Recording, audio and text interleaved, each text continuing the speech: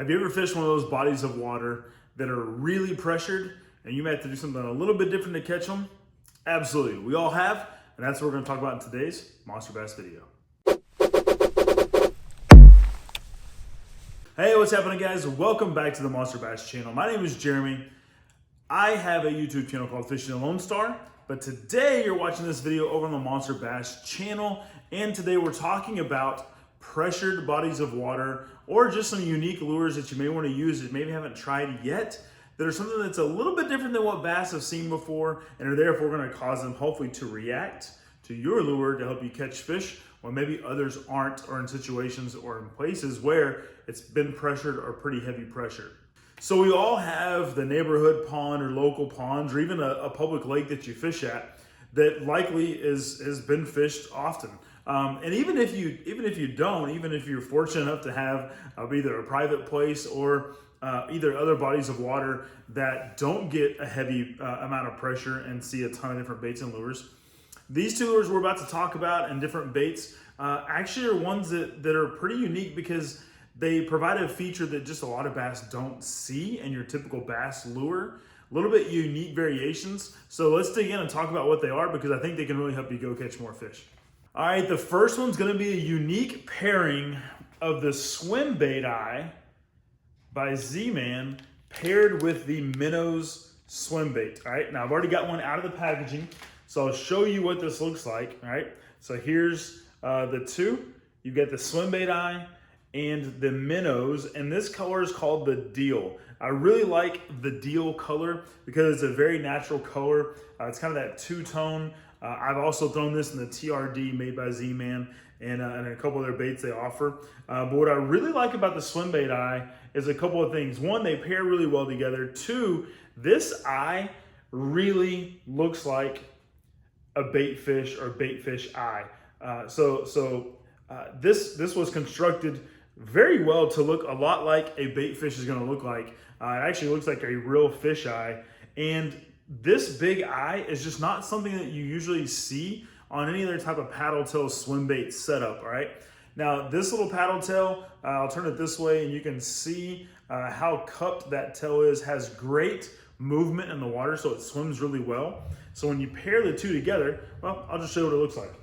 So when you pair the two together, this is what you get. All right, now what I really like again is this very stout hook.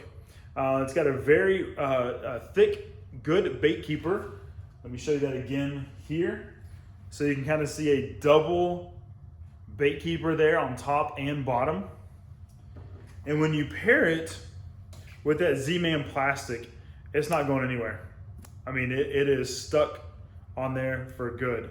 That didn't even budge off the tip here. And that's not super glued on there. That's just straight put on there. The plastic on this jig, and it does really well. But you got a stout hook, you got a great bait keeper, you got a great visual for bass to key in on right here. All right, and then this little paddle tail. So this is a great little size. It's a smaller bait fish imitation.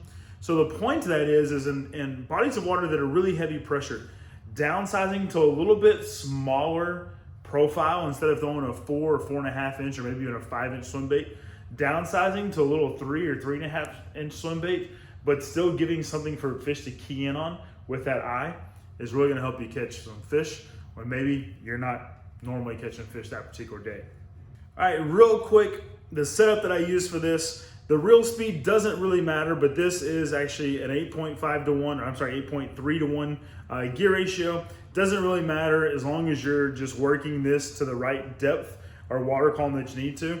But this is pretty much a cast and retrieve, a cast and retrieve. One tip though is to point your rod right at the swim bait as you're reeling. That way you've got a full range of motion to set the hook when a fish bites. If you're already kind of cocked this way, you don't have as far to set the hook, but if you're pointing straight at it, you have a full range of motion. All right, so that's just one helpful tip. The line I like to use is anywhere between 17 to 20 pound fluorocarbon. I'm in Texas, our waters are not very clear, so I can get away with 17 to 20 pound. Plus you have a pretty thick gauge heavy hook on this little swim bait jig. So I like to use heavier line for that. Again, 17 to 20 pound fluorocarbon is what I use. And then the rod, this is a TFO 7.3 heavy, but it probably acts a little bit more like a medium heavy with a fast action to it. But a medium heavy to a heavy, fast action, and that 7 foot to 7'3" length range is gonna do really well for you. So that's my setup. That's the swim bait. Let's talk about bait number 2. All right, the second one, and I can't believe I'm about to say this particular type of technique, but I'm going to. But let me tell you about the bait first, is the Finesse shads. All right, now this particular color is pearl, or just a white, but it's called pearl. All right, this is a 4-inch, Finesse shad, and it comes in an 8-pack. And just like any other Z-Man plastic, it is really stretchy, all right? But there's 2 ways that I'll tell you to use this lure in pressured situations. And the first one, believe it or not, I am gonna say it, is a drop shot, all right? I personally don't like to drop shot, not because I don't think the technique is phenomenal or that it doesn't work really well. I just like to fish with moving baits. I get bored just sitting there. Anyways, that's a personal issue.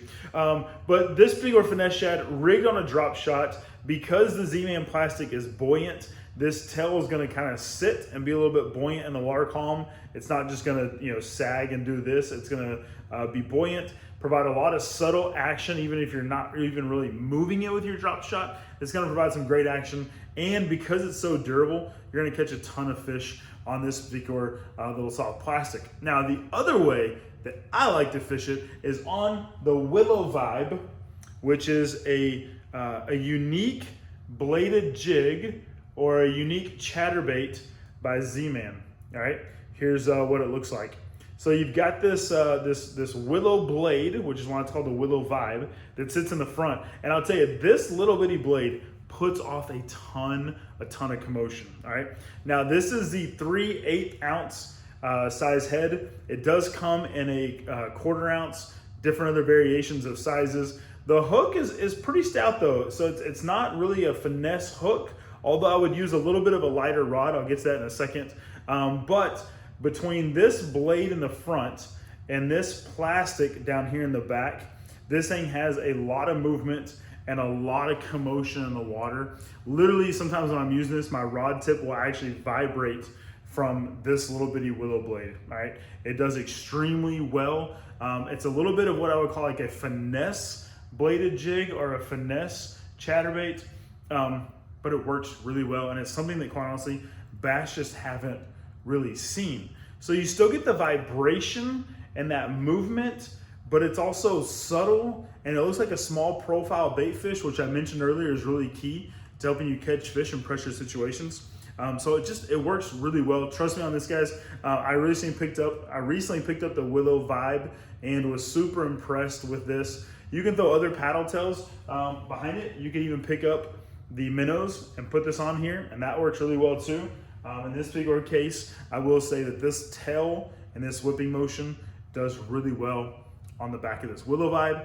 I would imagine though that you could also use this on the back of just any other vibrating jig, and that tail is going to work really well and look really well behind any type of other chatterbait. So something to consider there, again, on pressured waters. I'll tell you really quickly, when I'm throwing this on, I like to reel a little slower, all right, with a bladed jig. So I like a little bit slower reel. This one's still though like a 7.5, or no, it's a 6.8 to 1. You could probably even go a little bit slower, but 6.8 to 1 is what I'm using.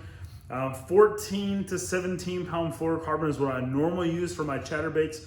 This one though, because the hook is a little bit thinner diameter, I'd probably go with like a 12 to 14 pound fluorocarbon, especially if you're using like the 1/4 ounce Willow Vibe. I would use like a 12 pound fluorocarbon. It's just gonna help it get a little bit deeper in the water column.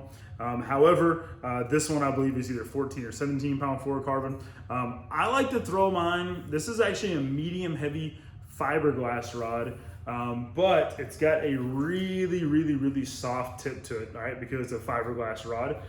So I would suggest, if you don't have a fiberglass rod, I know not a lot of guys have one, but you can also throw it on just a moderate action, all right?